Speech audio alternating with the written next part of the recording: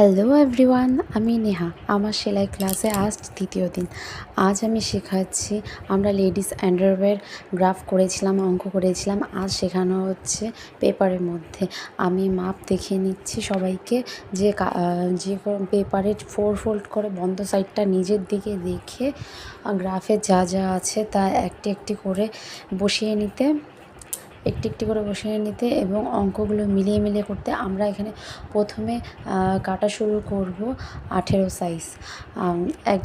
একজন স্টুডেন্টের মেয়ের মাপের আমরা প্রথমে ছোটো বাচ্চার মাপের করব, কারণ বড় কাপড় খরচা করে আগে কোনো লাভ নেই। আগে ছোটো ছোটোগুলো ট্রাই করলে ভালো হয়।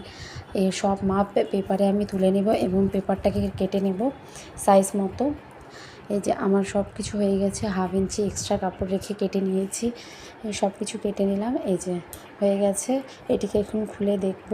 তার আগে সামনের 2 পার্ট ধরে 2 পার্টের প্রথমে শেপ দিয়ে দিব আমাদের, তারপরে কুচি দিয়ে এই যে আমার রেডি কাগজে তৈরি করা লেডিস আন্ডারওয়্যার স্টুডেন্টদের দেখাচ্ছি আমি।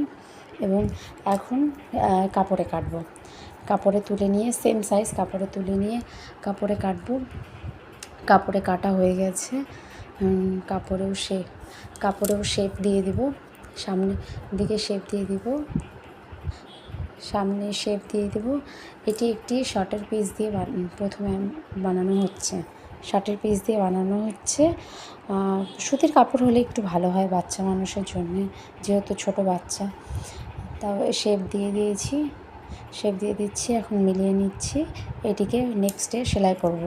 আজকে শুধু এতটুকুই হলো। Tata, bye bye.